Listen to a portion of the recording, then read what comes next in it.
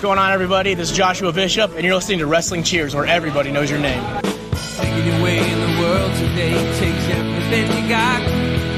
Taking a break from all your worries sure would help a lot. Wouldn't you like to get away? Sometimes you want to go where everybody knows your name, and they're always glad you came. You want to go where you can see that troubles are all the same. You want to go where everybody knows your name. You want to go where you can see that troubles are all the same. You want to go where everybody knows your name. And welcome back to Wrestling Cheers, where everybody knows your name, especially when we're debuting live on independentwrestling.tv. This is Wrestling Cheers. We like to talk about things going on in Northeast Ohio independent wrestling scene. We preview shows, we review shows, and sometimes we even have interviews along the way. This is a review episode for AIW's Built to Last. I'm your host. I am Justin Summers, and Wrestling Cheers is brought to you by the Trending Topics Network and Midwest Territory. Please rate, review, and subscribe wherever you listen to this fine podcast, whether it be Apple Podcasts, Google Podcasts, Stitcher, TuneIn, YouTube, Spotify, iHeartRadio, or Podbean, WrestlingCheers.podbean.com. Find us on Facebook, Twitter, and Instagram, Facebook.com/WrestlingCheers, Twitter.com/WrestlingCheers, and Instagram.com/WrestlingCheers. Email, if you so choose to desire, WrestlingCheers@gmail.com, and we have the merch store over at whatamaneuver.net. Like I said, this is a review episode for AIW's Built to Last. And I am not alone on this episode. I am being joined by someone who you might hear for a couple weeks straight. We have Charly Butters. What's going on, man? It's going good. It's going good. We had a pretty good weekend. Yeah, this was a very wrestling heavy weekend for me, and I loved every bit of it. You went to 2 shows. I went to 1 show, but I spent a lot of money at a toy show. I went to 1 show. Just UXW. Oh, that's right. That's right. You did go to 1. You watched another show. I watched 2 shows. Yeah. Yeah. Yeah, I went Hasbro crazy. Yes, you did, and it was pretty fun to stand there and watch that happen. Bought, I think, 6 figures from the, I almost said the Duke. Tom Dunn, because it's 6 figures, the Duke, but no, I bought 6 Hasbro figures from Tom Dunn, or maybe not 6. I bought enough, and they were yeah, you bought a couple handfuls from a couple different people, so you went pretty good with it, so... let me see. I bought 5 from Tom Dunn. Undertaker, Yokozuna, Tassels, Macho Man, and both versions of Shawn Michaels in the singles competition. Those are probably the most excited I've ever been for a figure, and the Yokozuna Hasbro figure is so awesome because the thing is so fucking heavy, and like no other big dude got figures like that. Like, yeah, Earthquake and Typhoon did, but they didn't have the mass that Yokozuna does, and I love it. Is he your new favorite? He is my new favorite. It used to be White Trunks Ultimate Warrior because he just looks so fucking jacked. But now, having it in hand, like, it's Yoko. And I kind of want to get the other Yoko, the black and white one. But I don't think that one is very cheap at all. But I got black and red, and that was always my favorite Yoko. So right on. And we also have Kayden, who was never alive during the Hasbro series and probably doesn't even really appreciate them. Nope, not a nerd. You're not a nerd. How many wrestling DVDs do you own? No. Let's that's a big number. How many different? You want me to go count? I'll be back. No. We'll make it a little bit easier. How many different companies do you have of their DVDs? A lot.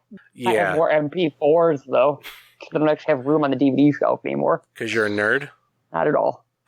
Not even close. How many? I might have, like, I don't want to say a lot of Hasbros. I had a decent amount. How many wrestling figures do you have? A lot. Yeah, nerd.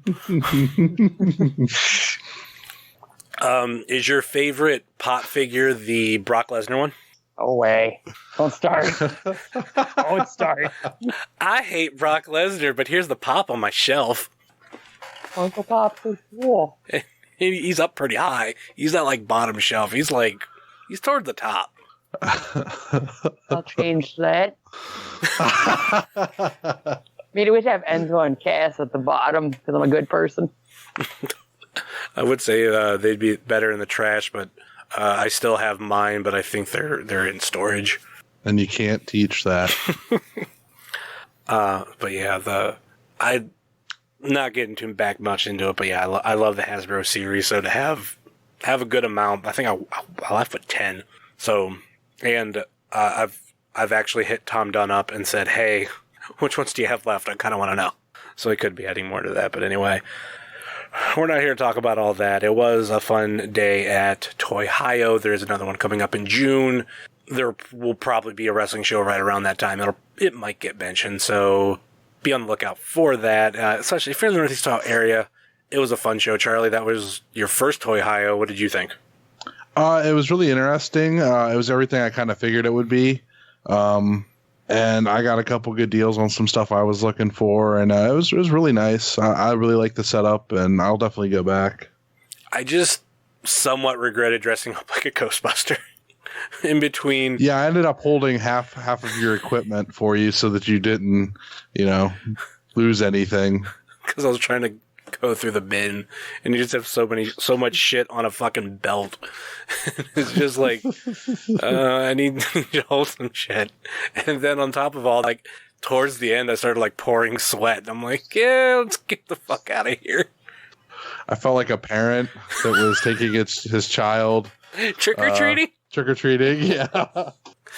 And I did have bags full of shit. If I only... It does make sense, then.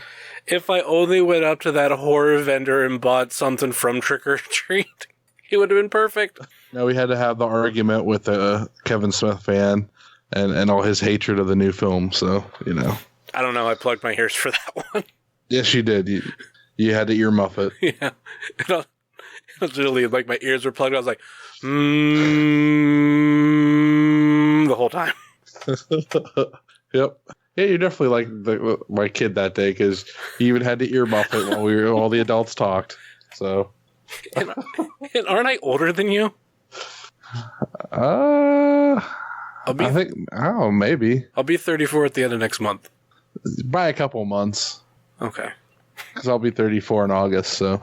Okay, I gotta get 6 months on you. So close to. Anyway, this is, once again, not toy talk, but we're not going as much. This is a wrestling podcast. We swear. No, it's not. We talk about everything on this fucking show. Off the rails. If it's an interview, we talk food. Keep it up. We're gonna get Steve Guy on here to moderate us. Moderator of sorts.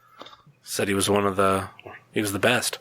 Well, yeah, because I originally thought you were the best, but then fuck no, I'm not. But see where we're at right now. So now it's like it's just default to Steve Guy. I don't know. Steve Guy has some Justin Summers moments. The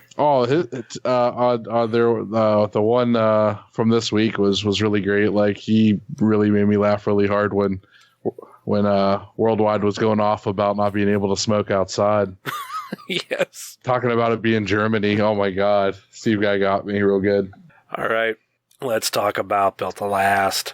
And I think there were some good wrestles on this show. There was.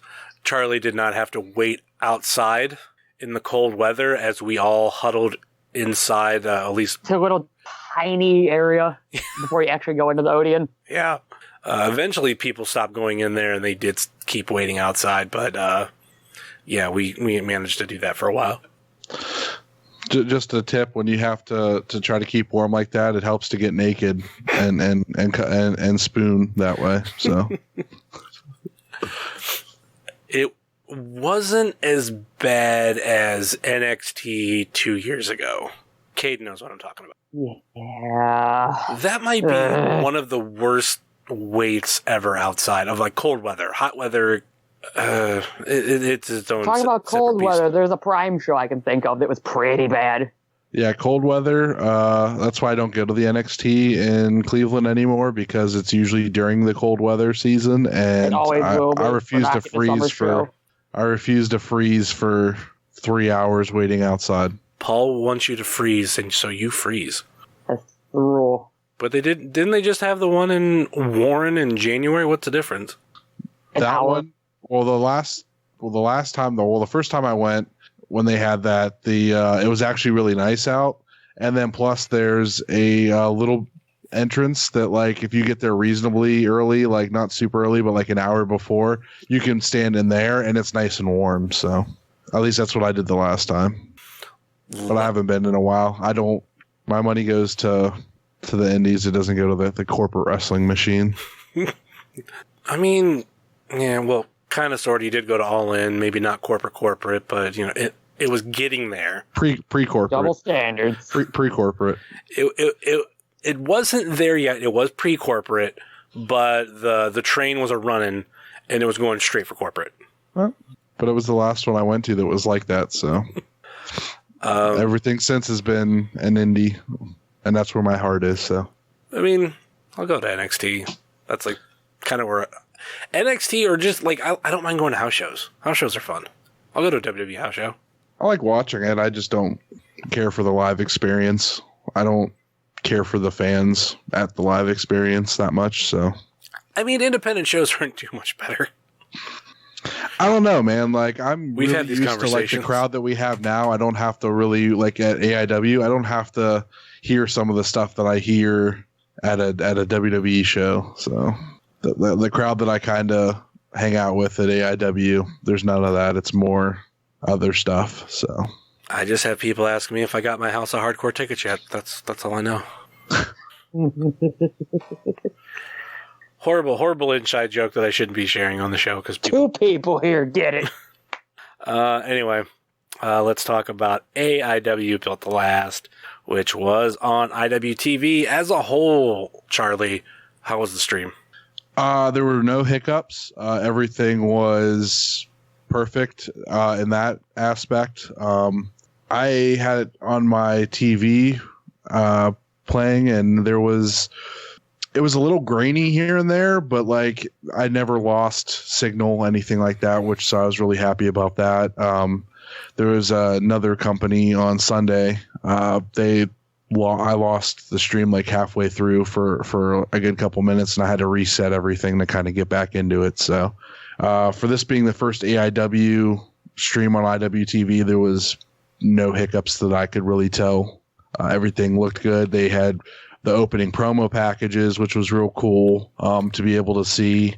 A lot of good stuff like that. So yeah, that's good to hear.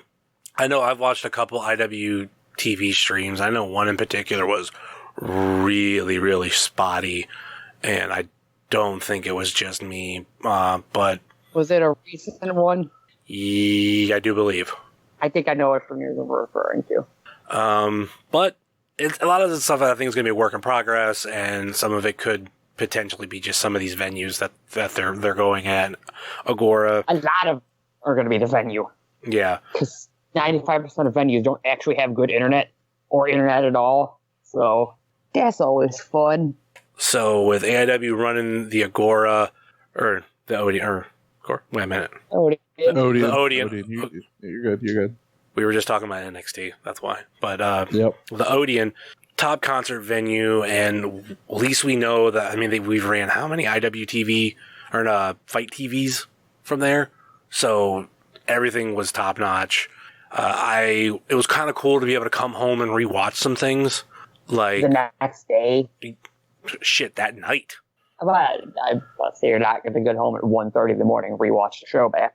I didn't do that, but somebody texted me who was watching the show and told me something, and I don't think it was right, and then I went back and watched it, and yeah, the person was wrong. Yeah, take that, person.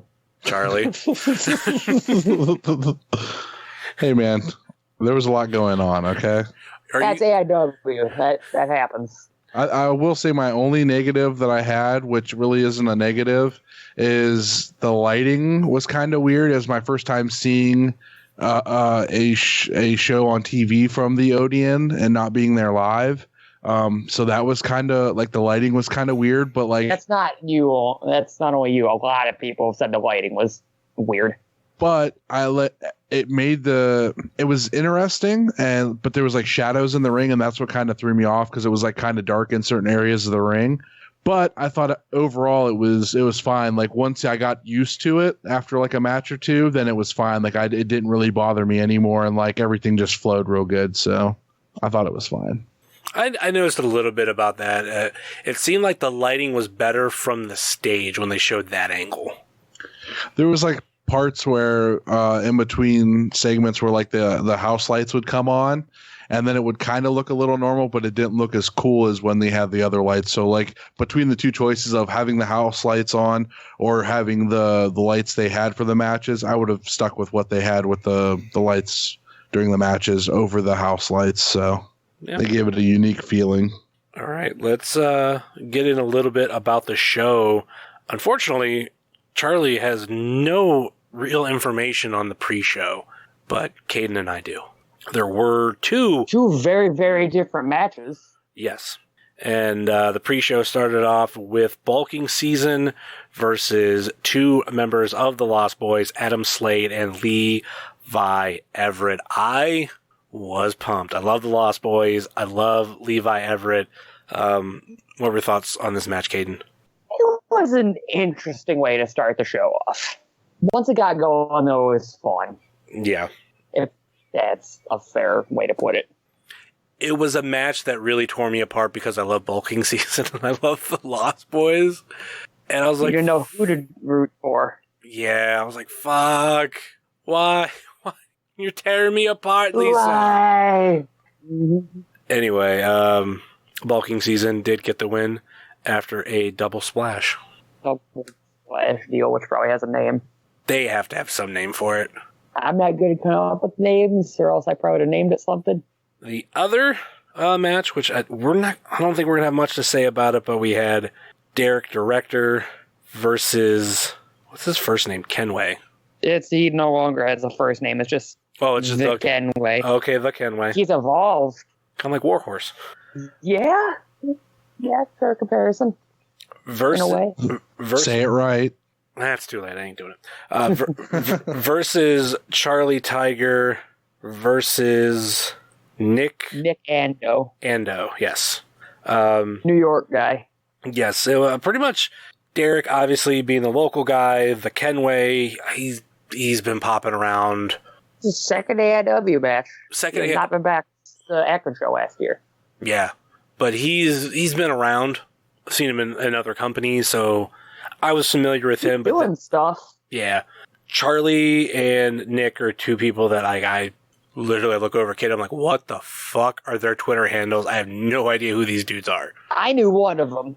I should not know Ando's Twitter. I should have known Charly because it's like his name's on his pants. And I'll always say this about wrestlers. If your name isn't in your Twitter handle or your little display profile name, change it. Unless you are a widely known wrestler, it's hard for anybody who's never heard of you to find you. It's hard for Justin Summers to find your Twitter handles. Well, no, I look at it like this: if you're at a show, and or even if you're watching like on TV, and this wrestler pops up, and you're like, oh, okay, let me try to find your Twitter handle. Okay, you type in the name, and like nothing comes up because they don't have their name in their Twitter handle or their display name. Sometimes you can do a search, but I mean, don't you want people to be able to find you? Here's a thing more companies start doing. Put the wrestler's Twitter handle on their little name bar during their intro. It's a little detail, but it can help out a lot. But it won't help us in the real world. Half of the places can't even get the names right on them. I've seen Danhausen separated how many times, so come on. Fair. That's a little bit that much to ask them. Yeah, but... It's an idea. But yeah, it's an idea. I mean, WWE did it for how long? But I'll say one thing: when you're a bigger wrestler, like if you're in WWE or right now with AEW, I think people are going to be able to find you a lot easier no matter what. But when you're an up and coming name in independent wrestling, you might be debuting in a new market. If people can't find you, then like you're not doing it right. At least that's my own opinion.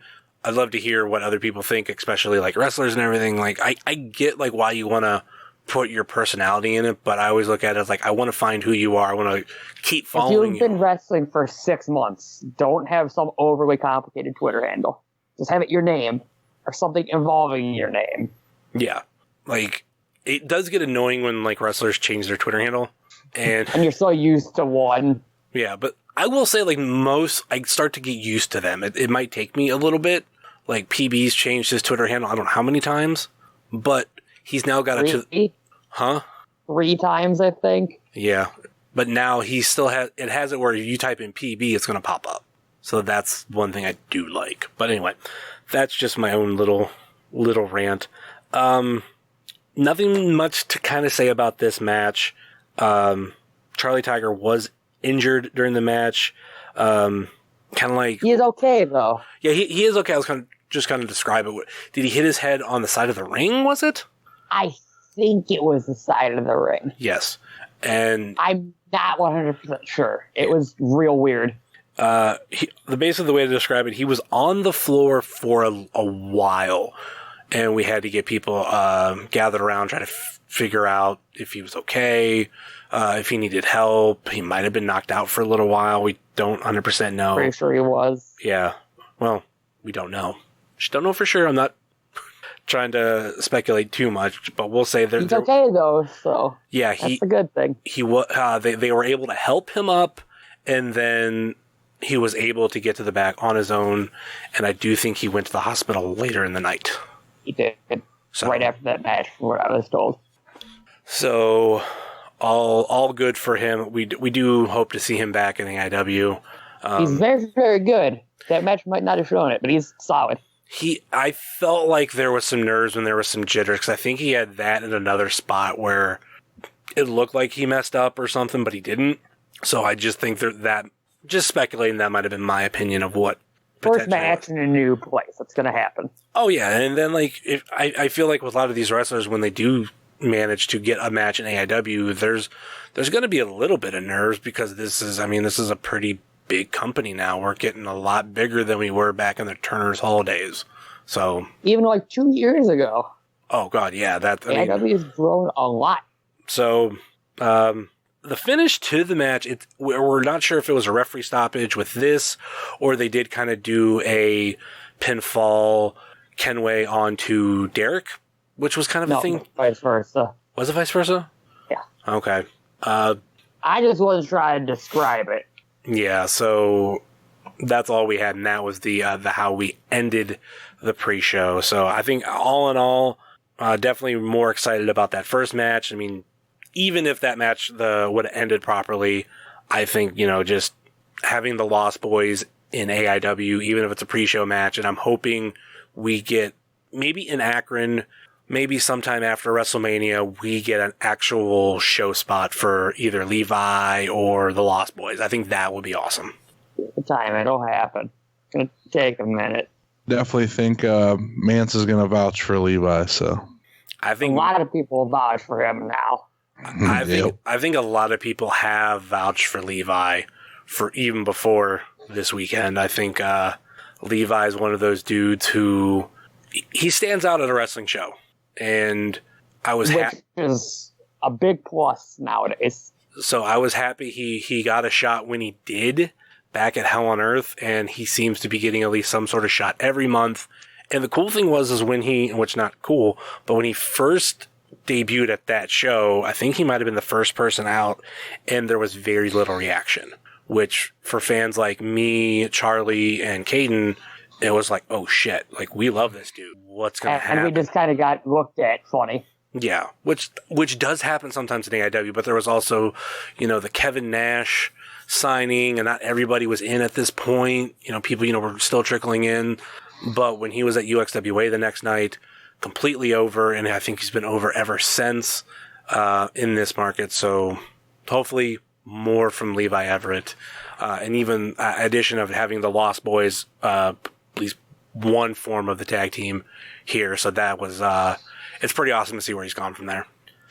So after this, we ended up starting the actual show on independentwrestling.tv, and started off with a banger.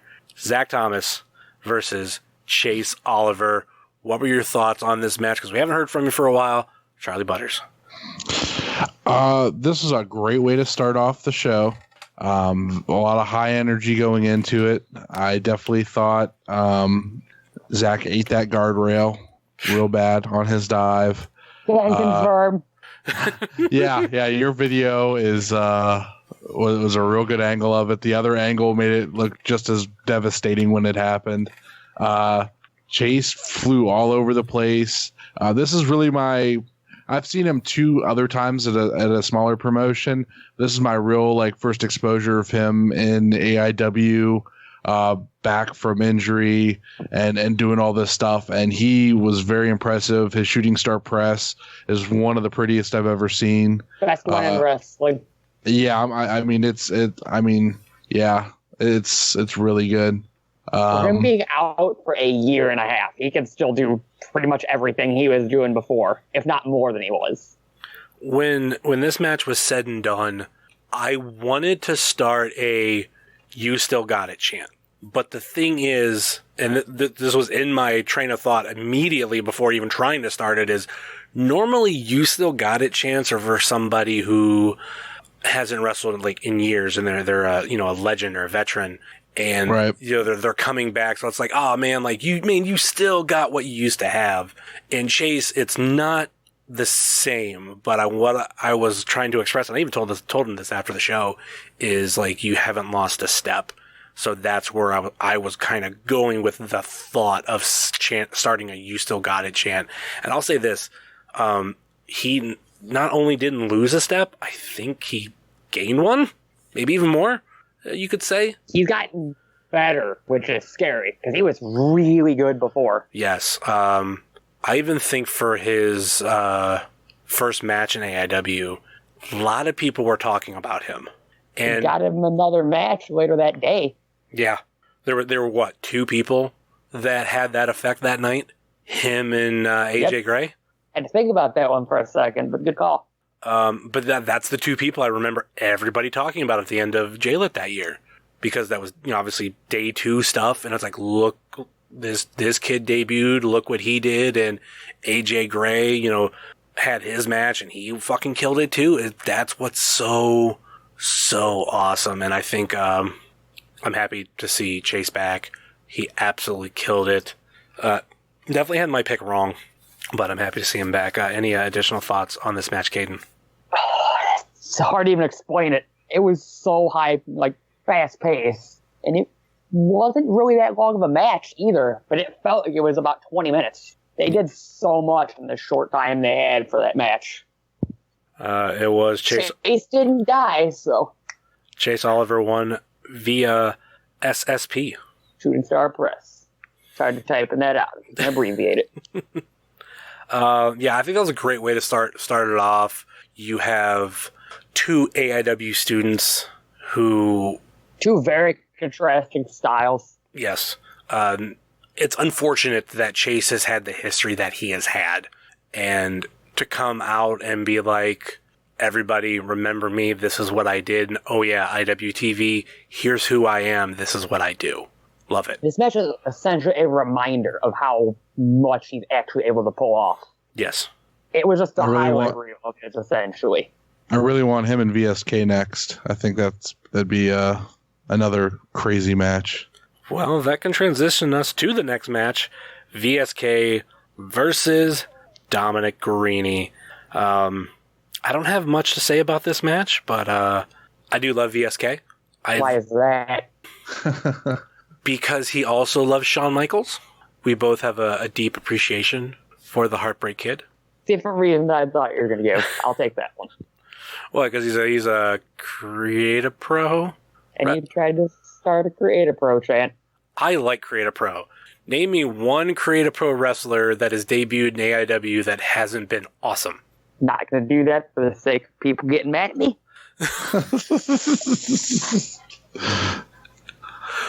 Who would get mad at you? I've been canceled enough before. Not doing that one again.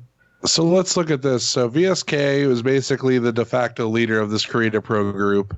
Dom, the de facto leader of the AIW group. So the two leaders were basically having this this match. Battle of team captains. Yeah, and it's a pretty decent match. A pretty decent little match. The felt like the ending came out of nowhere. Was a little surprised by that. Which is a good thing. Yeah. And then I was a little bit more surprised by even stuff that happened after the match. So certain person in the match's actions afterwards. Mm-hmm. I don't know why you're beating around the bush. This is a review episode, so you could say big. No spoilers. We tweet out spoilers at Wrestling Cheers. I would say I don't know if you know that, but you help do it. So actually, you're the one who actually tweets the spoilers. I just tweet out the matches happening. I know the move names sometimes. Yeah, I'm garbage at that. Yeah. I don't want to believe it. Tell me a lie. It was VSK. It won via roll-up because, Big Twan Tucker was getting hype. Going crazy. He was too hype. Too woke. He was going crazy outside of the ring and caught Dom off guard and caused a roll-up. So who wants to explain what happened after the match? Dom got mad. Dom got very mad. Big angry boy now. And to teach the student a lesson. So Dom attacks Big Twan Tucker. Where do we go from here? And please let the answer be violence is forever. But probably holding my breath on that one. What if he just comes out next month like nothing happened? Back to normal. Just Big Show turns left and right. He'll do that one thing where he comes out to another person's music and fist bump everybody. If you know what I mean. So yeah, that's VSK is still undefeated in AIW, and it looks like we're going to see something with Dom and Big Twan Tucker. It was said during I don't call it a halftime show, but like a little intermission show that AIW had where Dom ended up getting on the mic and saying that AIW halftime heat. Yeah. Basically saying that, he made a man out of Bishop, so he's going to make a man out of Big Twan now, too. We're going to get that WrestleMania weekend death match. Next up is a very good match. It was Alex Shelley versus Lee Moriarty in a submission match. I mean, all three of the matches they've had against each other have been really good, so it's not a surprise. How was this match on the feed, Charlie Butters? It was real good. This match lived up to the expectations. I was there live for the first two.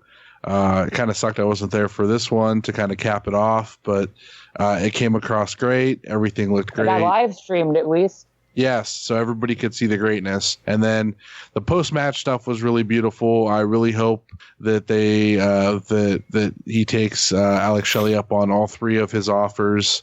Those would all be great things.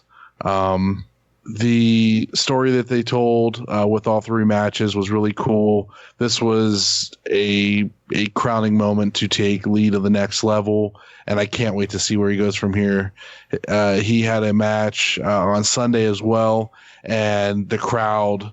I think this kind of helped his star because the crowd knew who he was and was behind him instantly at the other show, and it was really wonderful. And I hope that he does all the best things.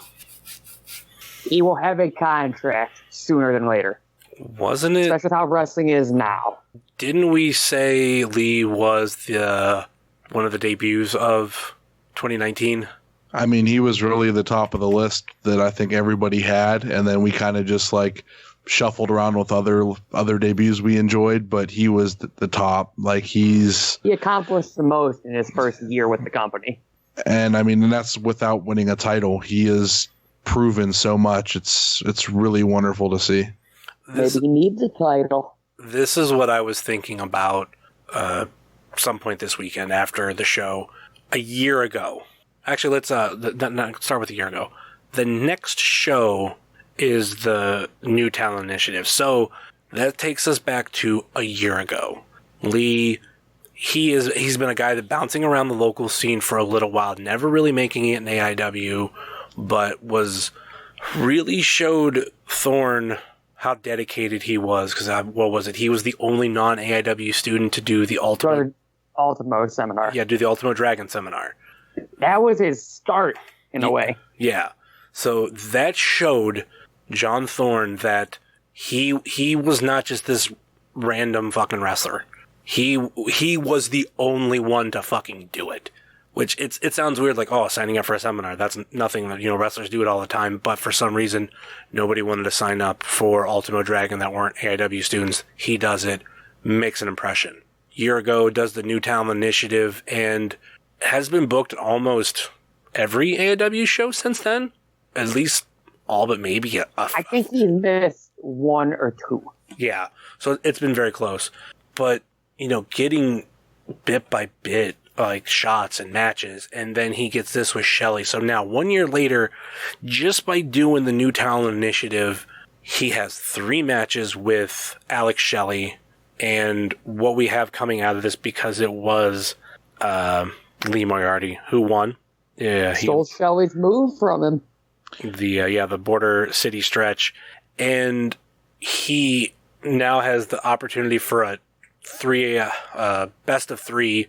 2 out of 3 falls with Alex Shelley at some point in the future. He also threw out that he's going to help him get to Japan and potentially start a tag team with Alex Shelley called S&M.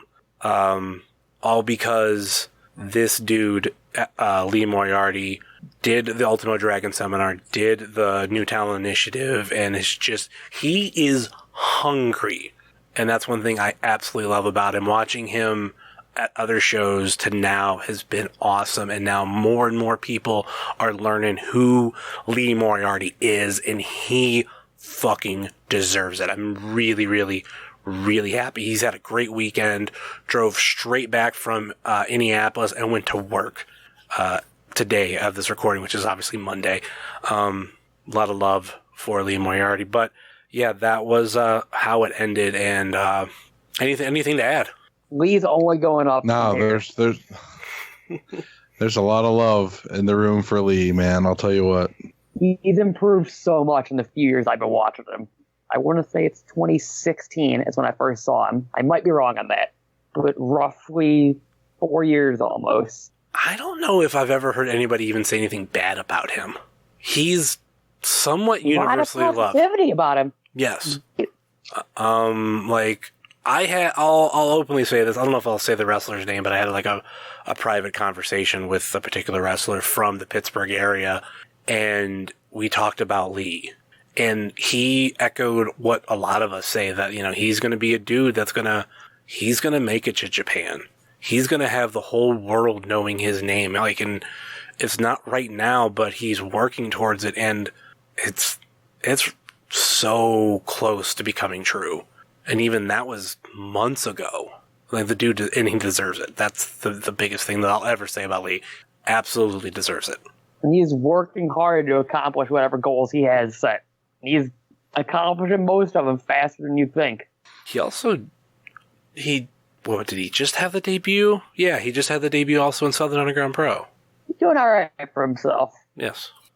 Taking the Midwest by storm. As long as he uses that one theme. I love it. You don't like Boot Up? Not as much as I do the other one. I don't know the name off the top of my head. I have it in the playlist, but... Boa Noita? Yeah. Something like that? Something like that. Oh, I fucking love that song. All right. Speaking of that playlist, we have a song that we just added. We have Hornswoggle versus Super Oprah, who came out... Oh, Lord. Who came out to Lizzo. So. Oh, Lord. Oh, Lord. This was a spectacle in the best way possible. Match of the year candidate. I have it on my list already, so got a couple coming out of this show. We had the world getting to know the name Lee Moriarty, and then we have the world getting to know the name Super Oprah. I love it. How was this match on the feed, Charlie? This was it was really interesting. I was very confused at the whole like twerking thing with the person on the chair. Another local wrestler. Okay. I didn't know what was going on. So I was like, wait, is that a fan from the crowd? How did this person get in the ring? I missed part of this for that opening part. Like I was doing something, but I did watch the rest of the entire match and loved every bit of it. Definitely, I think everybody won in this scenario. That's definitely a thing Stacy said would happen, and I think it came true. Everybody won watching this match. It was, everything. I'll say this: Thorne is so good at when making this first impression with everybody, and this show very much gave a taste of everything AIW has to offer, and this match was definitely no different. There's definitely a spot for this kind of stuff in AIW, and it was really, really fun. It followed the previous match surprisingly well. It was so different. I think that's why it followed so well. Exactly. I think AIW is very, very good at. I think this was the match that, Kayden, you were having issues and the result didn't come out till like... I didn't notice that until later. That's my fault. I know. I caught it. I seen it show up on the feed later on, but you did kind of what I do when every so once in a while, for some people who don't know, when we tweet out results, I know with my phone, if it's having trouble sending out, it just sends it to my drafts and I don't see the notification or something. So many, many times I'll go look in my drafts and, there's this tweet that was supposed to send out. But luckily where I was sitting, I was getting signal just fine. So I usually do. Yeah, that's what I thought was crazy. I'm like, shit, I'm having no issues whatsoever. And I tweeted out a video later in the night, a really short one. I tweeted out all the regular stuff, no issues whatsoever. But it was Swoggle winning with via RKO? Cutter, RKO, whatever you want to call it. Yeah, so look at me, knowing finishes off the top of my head. But then again, I did go back and rewatch this one because I just fucking had to. How could you not? Next up after this, we had Aeroform versus To Infinity and Beyond versus Bitcoin Boys versus 40 Acres. And the winner would get a tag team title shot at Thunder in Paradise in Tampa, Florida. First time that this night I said, we're not safe. And we indeed were not safe. Yeah, the biggest we aren't safe was the end of the fucking night. We'll definitely get to that one. We'll get to that one. But, yeah, good match. I like, it's hard to, I can't say root against, because I felt like we showed a lot more love to Infinity Beyond than we normally do. Was there actually a good tag team? It's just fun to boo them? It is. Like, I know there's people out there that says, like, we needed to show more respect to them, and that's kind of why I was like, okay, I'm going to show you more respect. We are actually... But we do. It's just really, really fun to boo them, because they're good at the job. But I think we've said, too, like, one of the biggest issues is just them as champions. That's what we didn't like. You throw non-title versus any team, and they're going to be so much fun to watch. Just put them in a regular tag match on the show, and you'll probably get a decent little, yay, we like you guys. Yeah, but as fans who have been around for 6-7 years, you've seen the ups and downs of To Infinity and Beyond, and the times when it was just Hot Sauce Entertainment series. Yeah, like a year plus. Not a bad series of matches. No, but it was just this big back and forth between the teams, and the To Infinity and Beyond were always tag team champions. So that's why we, like a lot of us fans, have been soured by them. Love them to death. I think Cheech is fucking awesome. Takes so much heat.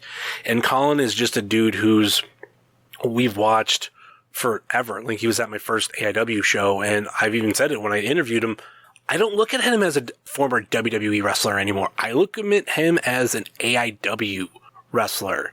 And there's a lot of love for him. Especially, what he just did with AEW and everything, a lot of love, a lot of respect, but they're just a tag team that we like to root against. They are what I have always been with Tim Donst, a dude that I just love booing, and it was the same thing with this tag team. Side note, if he returns a Gauntlet for the Gold, I might go crazy, because I might be really excited for it.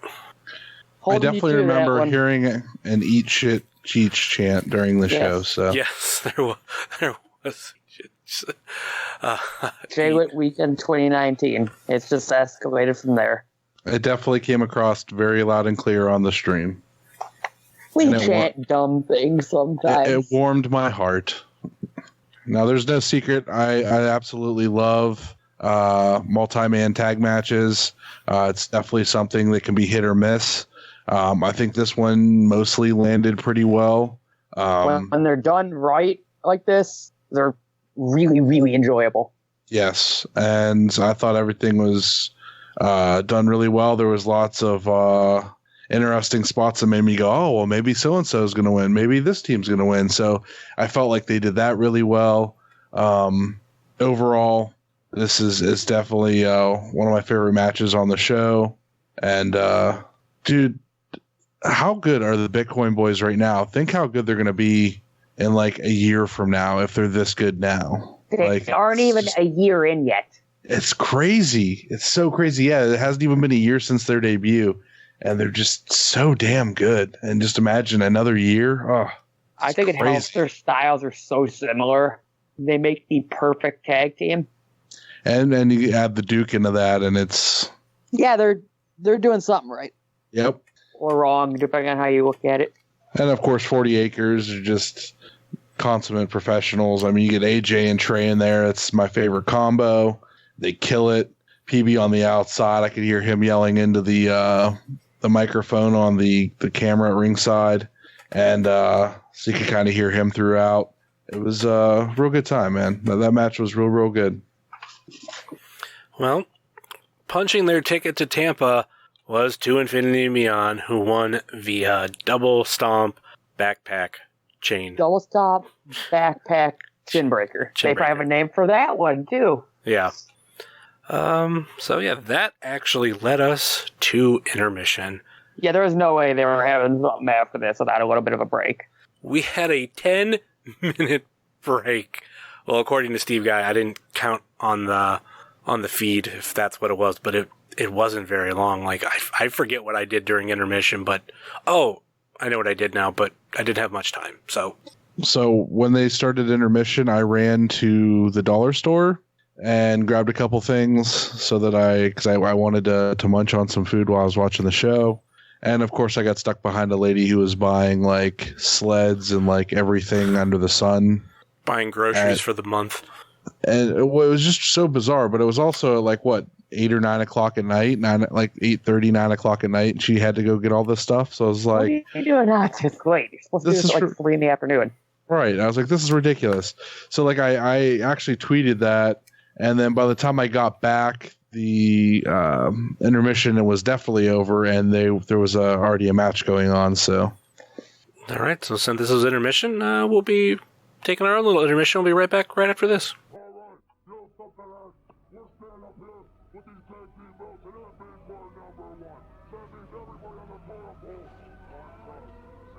Listen to Virtual Pros, the world's only wrestling podcast. Available on iTunes, Spotify, and SoundCloud. Listen to Virtual Pros, available on iTunes, Spotify, and SoundCloud. Available on iTunes, Spotify, and SoundCloud. Available on iTunes, Spotify, and SoundCloud. Available on iTunes, Spotify, and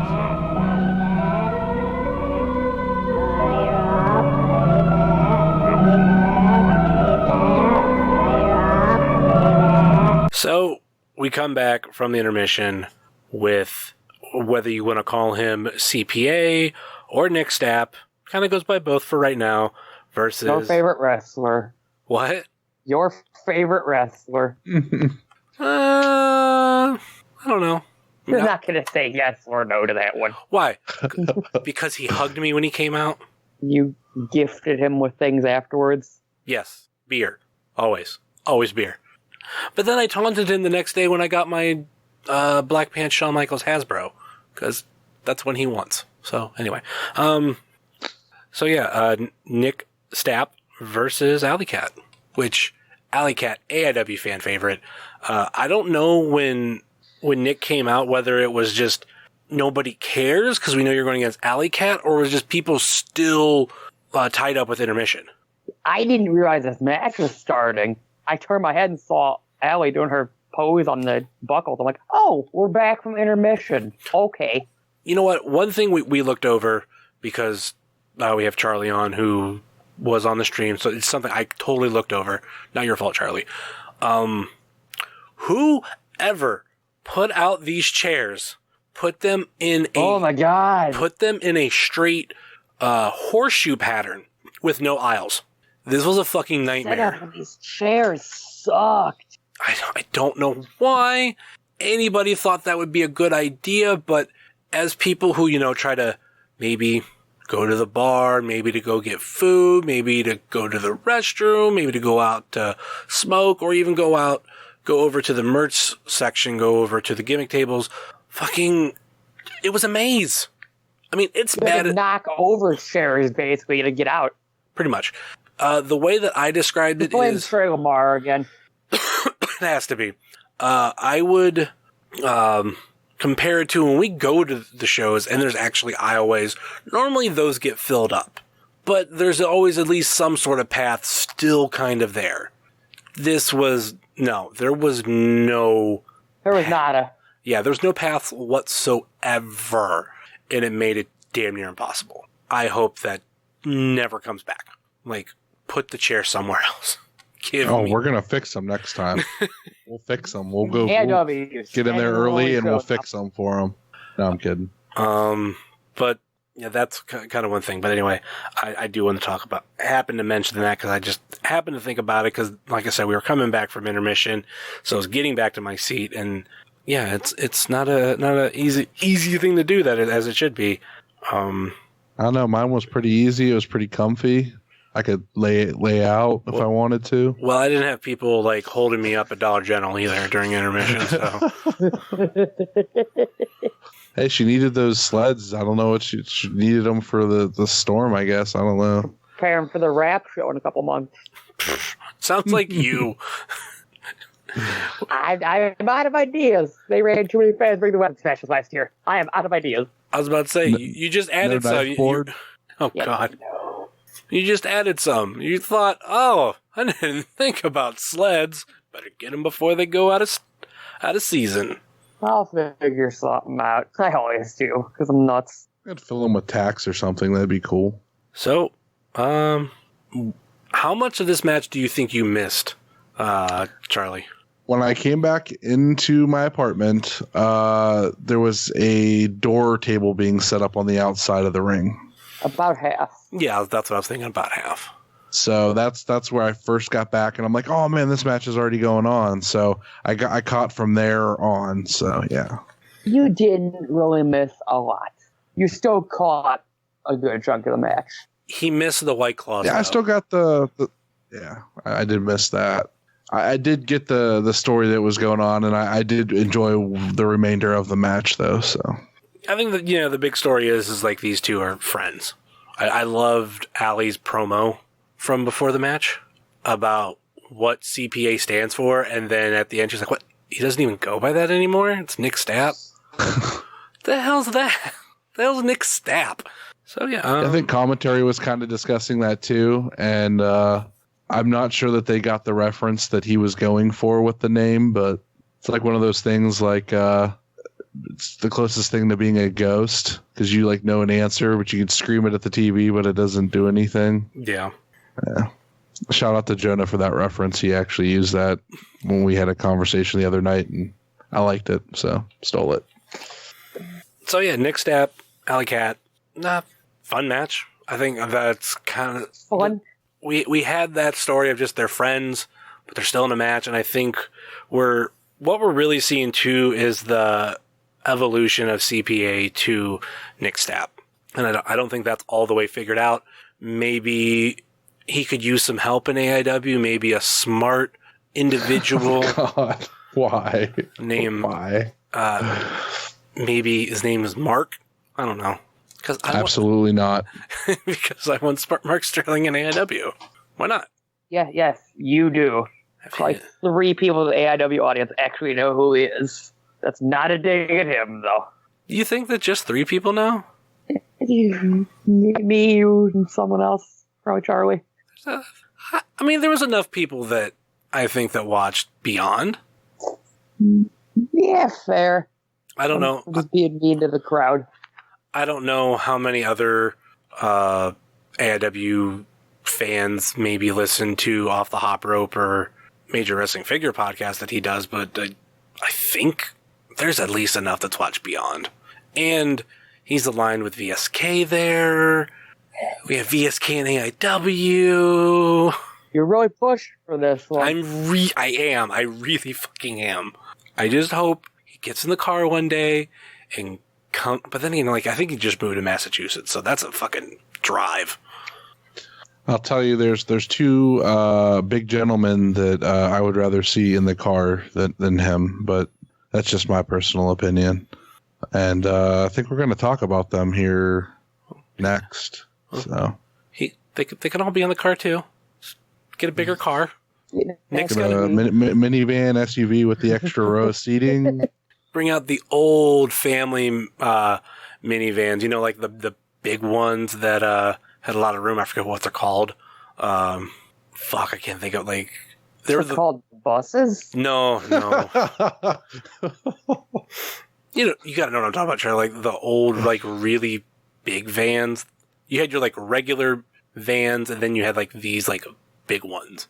Yeah, I know what you're talking about. I don't know. I mean, they really would just need one of the vans that people use around here to haul the Amish around. So those usually have 3 or 4 rows, so they could definitely fit all their gear. Plus, Yeah, but that van's coming from a different direction. Anyway, it was Alley Cat 1 via the Pussy Power Driver. Why didn't you put Pussy on there, Kayden? I'm family friendly. Don't swear. IWTV now. No swearing. Not allowed. Don't want to make Danhausen mad. Get thrown off the air. All right, next up we do have Bear Country versus PME for the AIW Tag Team Championships. 2 out of 3 of us definitely love Bear Country. I don't know where you sit on. Very, very good. I don't know where you sit on this, Kayden. They've slowly become one of my favorite tag teams on the indies. Go ahead. I was just gonna say I want them to be booked in AIW for a while. That's it. Yes, I've been a fan of them since the first time I saw them. They're so impressive for their size. They can do so much stuff, and they really. They're 2 big dudes that can actually do stuff and not just forearms. Right, and from everything I've heard from from people that obviously work with them and do things with them and have matches with them, they're very smart. They're very in tune with a lot of stuff, and it just makes me to know that they have a good time with them. I like them even more. I really enjoy what they do, and how about that? That's what we want to talk about. Let's talk about this. Let's talk about the end of this match. The whole match itself was good, but the end of this match. Not trying to take away from any of this, but the finish. I think what I kept thinking throughout the whole match, as much as I would love Bear Country to win, and I thought that they would win the match, but not the titles to keep some momentum going forward. No, what happened was PME retained via the Avalanche Sunset Dreams. Holy fuck. Literally, after that move happened, I sat there for maybe 30 seconds with this shocked look on my face. What the fuck did I just see that? I'm pretty sure everyone has seen it in some form now, be it a video or a GIF. Which it's been going around Twitter the last couple days. Which I'm so happy it has been, because if you ask me what my moment, rules. if you ask me what my moment of the night is, not a match of the night or anything, like the moment, that right there, because that will live in my brain forever. As much as I love Bear Country, and of course I still love PME, like that just echoed. Holy fuck. And it came out of nowhere. It wasn't this overly set up thing. It was a surprise, which makes it that much better. And here's where the disadvantage of being at home came into play, because I was definitely looking at my phone and on Twitter, and not when it happened. I was like, wait, what I miss? And then I had to wait for Twitter to show me a GIF of the finish, because the way it was described, I was picturing something completely different. But the crowd reaction, I felt really bad that I missed it. But now that I've seen it and then I watched it back again today, holy shit, man, that was just a thing of beauty. And it's funny. Every match I've seen from PME, I want them to run back again with the teams that they've faced for the tag titles. Like PME is very, very good. Yes, I want them and Bitcoin again. I want them in Bear Country again. Them in To Infinity and Beyond is going to be great again. They just, every team they step in the ring with is just, they do something special with it. And it's really great, and I love it, and I want to see more. One thing that happens with my mind in professional wrestling, especially when you're a champion, I'm kind of trying to figure out who are you going to lose to. And PME is one of those instances where who makes sense? Well, it's like, who makes sense, and how do you take the belts away from them without killing all of their momentum? I think they've had one of the best runs to the tag team titles. I can't think of anybody else that has captivated an audience like them. There is one. But I think with what we had with them, there's a reason why it doesn't feel the same, and that was the old version of the production. This feels a little bit different because we had so many close moments with PME, and they got cheated. And then they go through the Chandler Rubings Memorial Tag Team Tournament, win, and then instantly, like, pretty much got one last shot, where if they didn't win, that was probably it. Yes, and they came out and just said, nope, we're going for Colin and Cheech. Like, we're doing it at Absolution. And like I've said before, it was one of my matches of the year. The story that they told was awesome. And now we're going to see in Tampa, Florida at Thunder in Paradise one more time with the biggest wrestling weekend of the year. To Infinity and Beyond versus PME for the AIW Tag Team titles. In all honesty, I could see PME winning. And I can also see really solidify themselves as the new face of the tag division. But I can also see To Infinity and Beyond. No, let's not put that one into the world. No more. That puts PME back on the chase. They did it once. I mean, they could do. I don't know. I don't think anything in wrestling is out of the question sometimes, because anything can happen. Sometimes the point is to shock you. For example, speaking of To Infinity and Beyond, when they beat the Weird World, nobody's seen that coming. There was that weird thing like, this is like former tag team champions, blah, blah, blah, blah. But when they beat Weird World, I think it surprised everybody. And saying that, if you follow AIW all the time, it sounds weird saying To Infinity and Beyond beating them was a surprise, but Weird World slowly became one of the favorite teams that year, and shockingly won the belts, and didn't really go far with them, sadly. Yeah. What would that be? Freaking To Infinity and Beyond, let's say they actually beat PME for the titles. That means they have beaten both Chandler Biggins Memorial Tag Team Tournament winners after they cashed in and after they won the titles. They were the ones who took them off. That'd be really interesting, but that is a story and discussion for another day. PME, still your AIW Tag Team Champions. Next up, Next up is Death. Filthy Tom Lawler versus Jeff Cobb. The only thing that sometimes I feel Filthy's matches take a little bit for me to get into, and I think coming right after everything that was PME versus Bear Country, like there was a lot taken out of me, and I needed a little recoup time. And once this got going, though, it was fun. yes, how was this on the feed, Butters? It was real good. I don't remember a lot of it, honestly. Like I was still so kind of catching up. It wasn't over the top match, but it No, was like really, really solid. It felt like it was like a, yeah. It was, it was like a nice, real good, solid match in between that match and the main event, and I enjoyed it. And yeah, I don't have a ton to say, honestly, about it, but it was good. Like I like Jeff Cobb. I like both guys. To be fair, anything looks really good on Tom with that, because like he sweats so profusely during the match. Like just remember him and Eddie going back and forth, and then just like you guys talked about like the Sekimoto match with like the sweat coming off of them, like the match from Abso with them two, just seeing the soul leave the body with them chops, like with the sweat. It was so good. Gross. Just men slapping meat, man, right there. That's a new way of describing beef boy matches. Yeah, I love it though. Thanks to Big E for that, because damn if it ain't the truth. I mean, it's not wrong. It was Filthy Tom Lawler won via half Boston Crab. It looked like it was a bit different, but I didn't really know what to call it. Tried to rip Cobb's leg off. Let's go with that. I think this was a good match to get us to the main event. So you didn't go from one insane match straight into another. Main event. Joshua Bishop versus Nick Gage versus Dr. Daniel C. Rockingham versus Wheeler Yuta versus Eric Stevens, who showed up 15 minutes before the match, versus Mance Warner. Winner. One of these people is not like the other. Wheeler Yuta.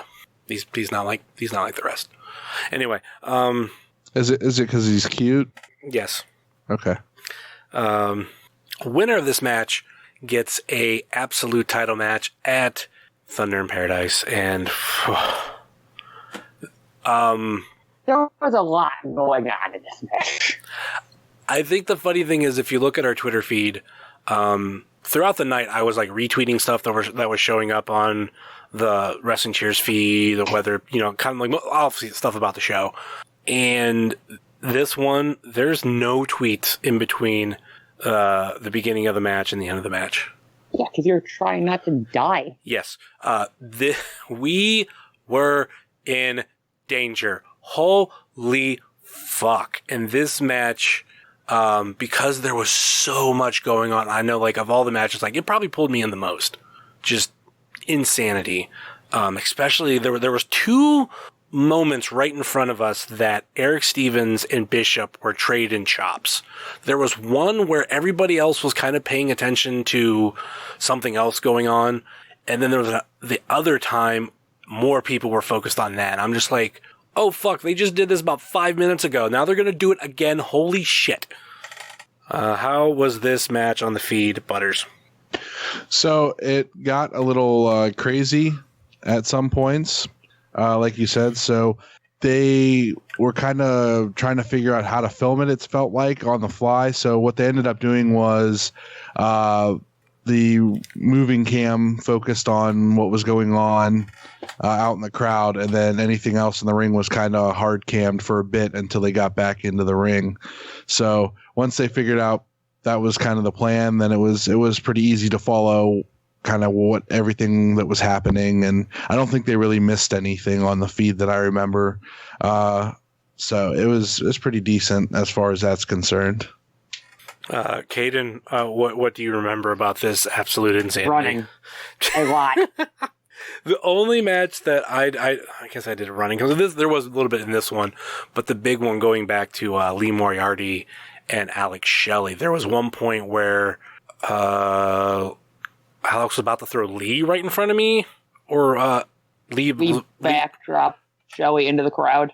Yeah, and I thought he killed about 4 fans. I went back and watched it because that point is where Charly texts me and says, Duke told me to move, and he called me heavyset. Unfortunately, that was Brian Carson, not the Duke. They do not sound alike. And I watched... Yes, they do. To me, they do. I don't know. If you go back and watch it right before Alex Shelley goes into the crowd, you'll see me actually like get halfway up. Kind of like I'm sitting down, but I got my feet ready. Because I'm like, uh-oh, I don't like how this looks. And Time to move. just as you see them about to go, like I put all my weight on my feet. I'm like, nope. And actually got a shout out from the Struggles on Twitter for my cat-like speed and reflexes, because I was just like, nope, out of here. Anyway, this match. A lot of doors involved in this main event. A lot of doors. And what about that Dr. Dan? My favorite thing was when he was giving people paper cuts, and then he like tried to give Nick Gage a paper cut, Nick Gage and is it did amazing. nothing. It was amazing. That got me real good. I laughed real hard at that. I liked everybody in this match so much, and so I was going to be happy pretty much any which way that it happened. And then the match got even better when a certain Mr. Bill Alfonso showed up and continued his streak of being a crazy man in this match. Yeah, There's so much to talk about in this match. I kind of actually forgot for a while Bill Alfonso came out, because there was, like I said, just so much happening. Yeah, there was so much, but like it's all starting to come back to me now. Like apparently there was a beer bottle thrown in the ring at some point at Nick Someone Gage. threw a bottle at Gage, and the dude just bolted. Yeah, there was all kinds of craziness. This match was pretty bonkers. This was indie. Tell us who won, Man, Justin. inside jokes. Tell us who won. The crowd. We won. None of us died, so. Punching his ticket to Tampa, Florida was Josh Bishop, winning via Omega Driver. So Essentially a dominator into a pile driver, for anyone that does not know. So another rematch, which I don't say that as like, oh, another rematch. It's just sometimes I think it's really cool to have a rematch that we've seen as AIW fans. And then... Not just another rematch. This one's real different. Well, we got to set this up too. Who came to tell us about this match? Oh yeah, I forgot about that aspect because we didn't tweet about it. Thorne came out and said it would be a no roped barbed wire match. So how do you? Oh no! I was about to say, how do you guys feel about that? Oh no! Someone might actually die this time. I don't have a ghoul boner, so it doesn't get me all excited. But I am excited for the match. I guess I shouldn't say I'm not excited for it, but it's going to be real violent, real intense, real crazy, real. Again, this goes back to Thorne being able to give everybody a taste of what AIW is all about with some really different stuff, and this is going to be a showcase for we can do violence and death match right. So when AIW does death matches, they are very, very good at it. Especially when it's at Wrestle Rager, but the proper death match show. That's probably the closest I'll ever get to a tournament of death is Wrestle Rager, so I'll take it. So maybe it's as good as GCW for us. A good death match too. CZW doesn't count anymore. So that's where we are with Built to Last. Crazy fucking show. First show of AIW for the decade, for the year. And I think we're off to a really, really good start. I'm looking forward to the year that we have. We have a show fucking next weekend. Yep. Which for this podcast, it's great because that's 4 AIW shows in a row, and it's easy to figure out what we're going to be doing, what we're going to be talking about. But yeah, that's what we have on par next week. So any final thoughts on this show? Live experience with Kayden. As it's a very, very, very good way to start off the new year for AIW. It was a perfect, in a way, super card to show what the company's about. So much good stuff on this show. I should probably go back and rewatch the live stream. I'm sure I'm forgetting a lot of stuff. The one thing that I'll say is this was a rarity show from AIW where there was no, like, bigger names brought in. Some of the bigger names that were on the card were people that are regulars. Regulars? Yeah.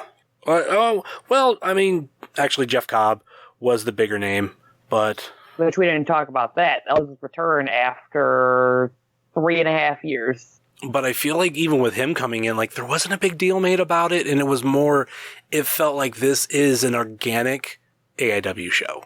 Of this is what we have to offer, and we've been offering for a long time, and we don't necessarily need to bring in Scott Hall, Kevin Nash, ICP, all that kind of stuff. I mean, it's fun as fuck, and I love it every single time, but look at what we have here. This is awesome. And we're bringing in newer names in AIW, whether it be your Levi Everett, whether it be Bear Country, whoever it is. It's really crazy too if you go back and watch older AIW shows and you go, oh man, they haven't been in AIW for a while. Oh, they're signed to WWE now. Oh, they're in AEW go back and now. look at the Turner shows. No, God, yeah.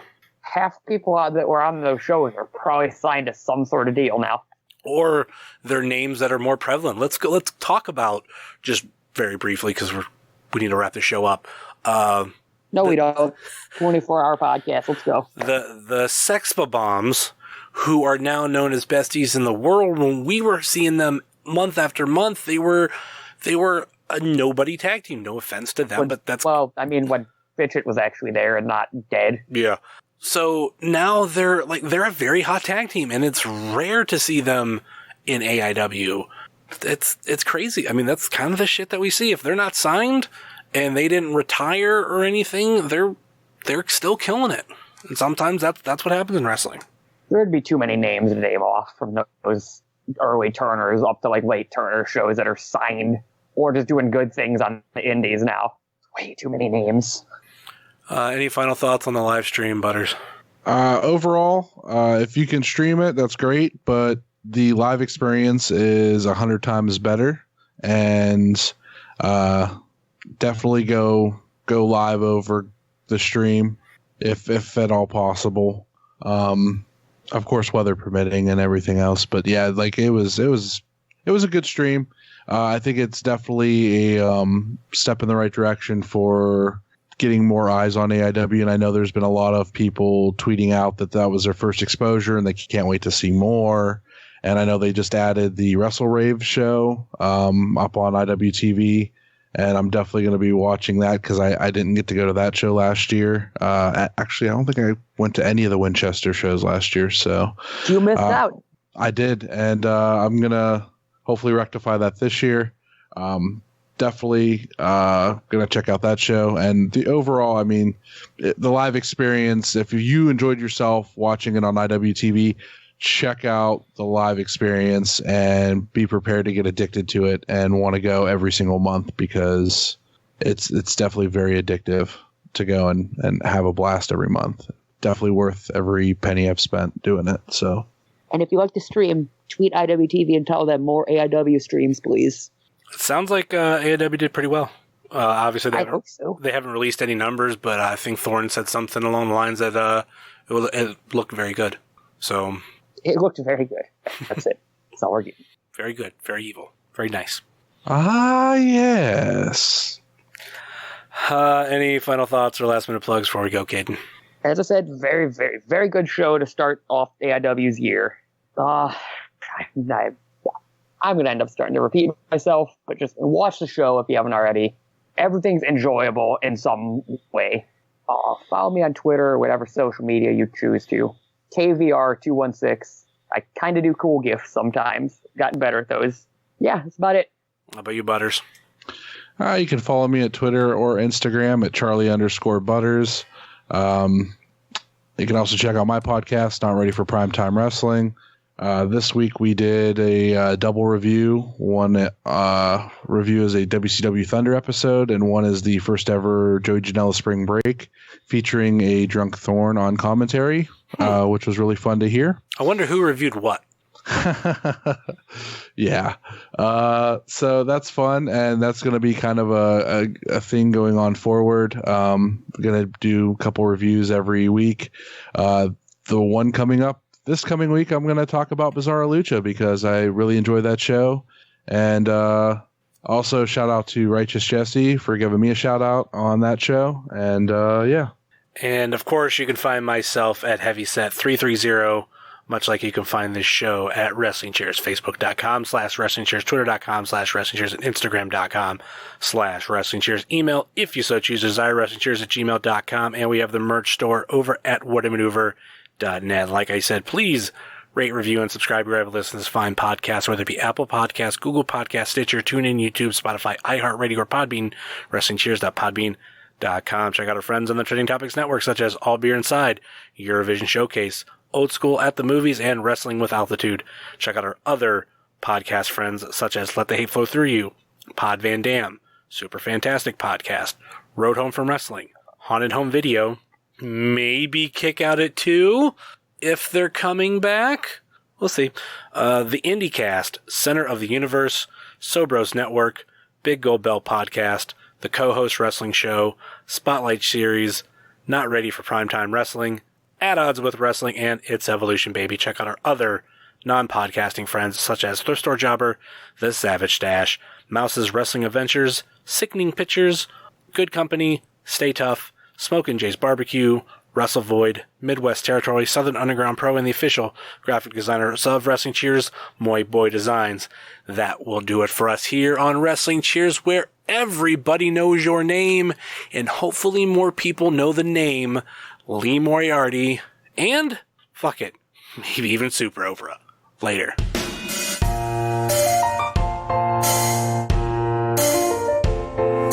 Making your way in the world today takes everything you got. Taking a break from all your worries sure would help a lot. Would you like to get away? Sometimes you want to go where everybody knows your name, and they're only glad you came. Why you can say, rose are all the same.